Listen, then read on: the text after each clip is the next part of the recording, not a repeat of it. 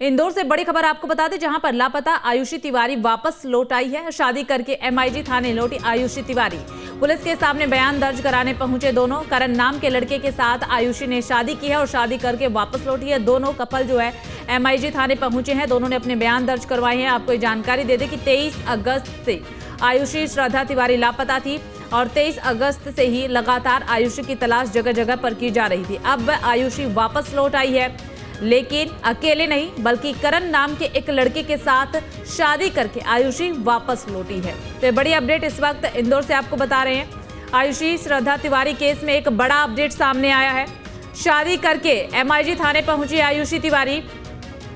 करण नाम के एक युवक के साथ आयुषी तिवारी थाने पहुंची है। दोनों ने अपने बयान दर्ज करवाए हैं। शादी करके आयुषी वापस लौटी है। 23 अगस्त को आयुषी तिवारी लापता हो गई थी, जिसके बाद परिवार काफी ज्यादा परेशान था। थाने में शिकायत दर्ज करवाई थी। पुलिस लगातार आयुषी की तलाश कर रही थी। जगह जगह पर छापेमारी की जा रही थी। तमाम सीसीटीवी खंगाले गए थे। अब जाकर के आयुषी वापस आई है, लेकिन अकेले नहीं बल्कि शादी करके करण के साथ वापस आई है। दोनों ने सबसे पहले थाने में जाकर के अपने अपने बयान दर्ज करवाए हैं। इंदौर से बड़ी अपडेट। आयुषी तिवारी केस में एक नया मोड़ सामने आया है और इस बीच ये भी जानकारी मिल रही है कि आयुषी को लेकर उसकी मौसी की बहन को सारी जानकारी दी कि आयुषी कहां पर है, किसके साथ गई है, क्यों उसने इतना बड़ा फैसला उठाया है। इस तरीके की जानकारी अभी फिलहाल मिल रही है। हालांकि अभी बयान दोनों के दर्ज कर लिए गए हैं। इस पूरे मामले को लेकर जांच पड़ताल की जा रही है। दूसरी तरफ परिवार के लोगों का बुरा हाल था, खासकर आयुषी के पिता का।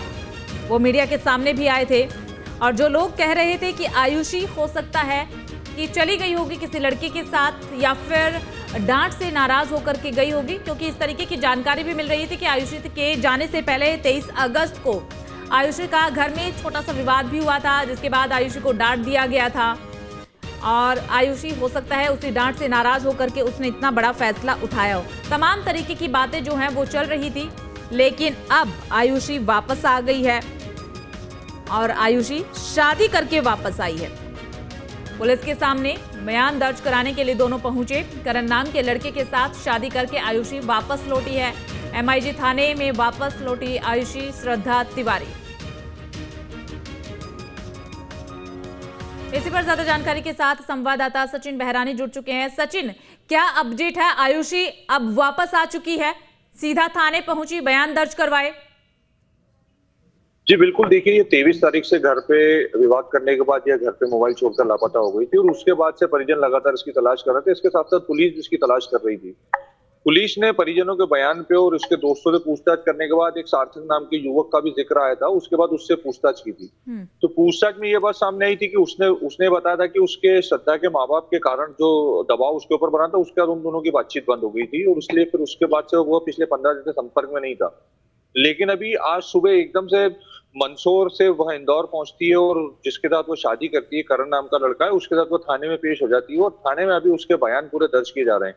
तो इस पूरे मामले में एक बात सामने स्पष्ट रूप से सामने आती है कि वह इंदौर से निकली थी। इंदौर से फिर वह रेलवे स्टेशन पहुंची, वहां पे सार्थक का इंतजार करती रही। जब सार्थक वहां नहीं मिला तो उसके बाद फिर वह करण के साथ ट्रेन में सफर करके महेश्वर साइड गई और वहां पे उसने शादी की मंदिर में। लेकिन अभी उसके पास किसी प्रकार का कोई एविडेंस नहीं है, कोई गवर्नमेंट डॉक्यूमेंट नहीं है या कोई सर्टिफिकेट बात की जाए तो वह नहीं है शादी का। तो इसी पूरे मामले को लेकर पुलिस अभी पूछताछ कर रही है। तो अभी देखना होगा किस प्रकार के खुलासे वह पूछताछ में करती है, क्योंकि 7 दिन तक यहाँ से गायब होना और मुख्य जो कारण अभी तक जो सामने आया था वो यही था कि इसके माता पिता से इसका घर में विवाद हुआ था और उसके बाद से वह नाराज थी और एकदम अचानक से वह निकलती है घर से और एकदम लापता हो जाती है। तो सवाल कई खड़े हो गए थे कि एकदम इतना बड़ा घटनाक्रम को अंजाम देना, क्या ये पूर्व में प्लानिंग थी?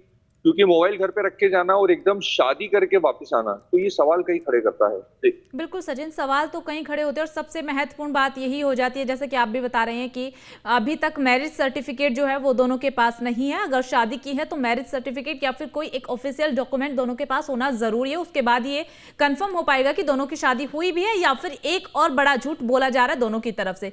इसके अलावा हमने वो दौर भी देखा है जब आयुषी लापता हुई थी। आयुषी के पिता रोते भिलकते कैमरे के सामने आए थे और कहा था, जो लोग इस तरीके की बातें कर रहे थे कि पिता ने डांट दिया, घर वालों ने डांट दिया, डांट से नाराज होकर के आयुषी भाग गई होगी, इस तरीके की बातें जब कही जा रही थी तो आयुषी के पिता ने कहा कि नहीं, मेरी बेटी तो ऐसी नहीं है। और ऐसा ही हमने अर्चना तिवारी के केस में भी देखा था कि उसके पिता कैमरे के सामने आए थे और कहा था कि नहीं, मेरी बेटी तो ऐसी नहीं है। तो फिर ऐसे लोगों को अब क्या संदेश मिल रहा होगा? देखिए, एक बात स्पष्ट है, ये जो दोनों घटनाओं की अगर सिमिलरिटी देखें तो वो यही है कि पारिवारिक जो माहौल है वो बच्चों पे आज की तारीख में जो युवाओं पे दबाव जिस तरीके का बनाया जा रहा है शादी को लेके या कुछ और डांट को लेके या किसी और मुद्दे को लेकर, तो उससे स्पष्ट है कि अगर डांटने की बजाय अगर उनसे दोस्त के रूप में बातचीत करके और उनसे पूरी चीजों का शेयर आउट किया जाए तो शायद ऐसी घटनाओं में कमी देखने को मिलेगी। लेकिन अभी अमूमन अगर देखा जाए तो अधिकतर घरों में, क्योंकि कई जिस घर में बुजुर्ग हैं तो वो पुराने ख्यालात के हैं और आज के टाइम के जो युवा पीढ़ी है वो इस चीज को समझने को तैयार नहीं है, तो इसलिए घटनाएं कई बार अच्छी सामने आती है और कई बार बड़े हादसे का शिकार भी इस ऐसे टाइम पे युवा हो जाते हैं, खास करके युवतियां। क्योंकि अभी अगर इन दोनों केस की अगर बात करें तो उसमें एक ही है कि जो श्रद्धा है वह घर से विवाद करने के बाद गई, और अगर अर्चना तिवारी की बात करें तो वो शादी के दबाव में परेशान थी कि वो शादी नहीं करना चाहती थी।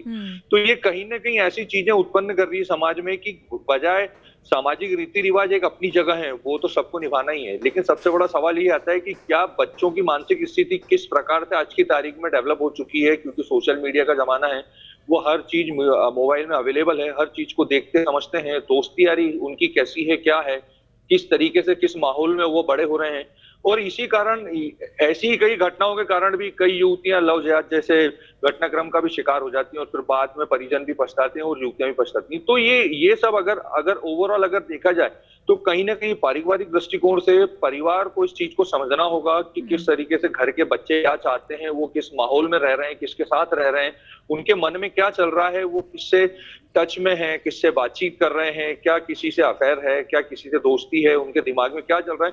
तो बजाय लड़ाई झगड़ा करने के, दबाव बनाने के, उनको अपने इन्फ्लुएंस में लेने से बेटर है कि आज की तारीख में उन बच्चों से बैठ के बात की जाए, उनसे उनके मन को समझा जाए, उनकी मन की स्थिति को समझा जाए कि वह क्या चाह रहे हैं, उसके बाद ही किसी चीज का निष्कर्ष निकलता है। अगर ऐसे ही अगर ये दबाव प्रभाव चलता रहा तो इस तरीके के माहौल में कई और, क्योंकि संभवतः हो सकता है कि कई और लड़कियां भी इधर उधर हो जाएं या युवा कई बार घर से इधर उधर चले जाते हैं, कई बार 16-17 साल के नाबालिग लड़के भी घर से निकलकर अपनी मर्जी की जिंदगी जीने के लिए दूसरे शहर भाग जाते हैं। तो इसके पीछे फिर पूरे तरीके से परिवार ही परेशान होता है, साथ में पुलिस डिपार्टमेंट भी परेशान होता है। जी बिल्कुल सचिन, देखिए पुलिस डिपार्टमेंट, परिवार, लेकिन इन सबके बीच एक चीज ये भी देखी जाती है कि परिवार काफी ज्यादा कॉन्फिडेंस में रहता है कि नहीं, हमारी बेटी तो ऐसी नहीं है, नहीं हमारा बेटा तो ऐसा नहीं है, और फिर लास्ट में जाकर के निकलता है कि हाँ, उनकी बेटी और बेटे तो वैसे ही हैं जो कि समाज बात कर रहा था। फिलहाल आयुषी के आने के बाद क्या पिता की तरफ से या आयुषी के परिवार वालों की तरफ से कोई बयान सामने आया? क्या वो लोग थाने पहुंचे, ऐसी कोई जानकारी?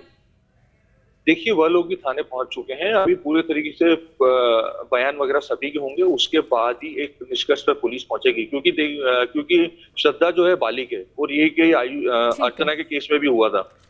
तो अभी पूछताछ की जा रही है पूरे तरीके से और उसके बाद ही इस पूरे बात का स्पष्टीकरण सामने आएगा कि आखिर मुख्य कारण, क्योंकि एक कारण तो ये सामने नजर आ रहा है कि घर में विवाद था, तो लेकिन क्या ये योजनाबद्ध तरीके से विवाद किया गया था या एक प्लानिंग के तहत वो उस तरीके से घर से निकलना उसका तय था कि वो मोबाइल छोड़ के गई और सीधा स्टेशन पहुंचती है और वहां से फिर उसके दोस्त करण के साथ पहुंचती है और वहां जाके शादी कर लेती है।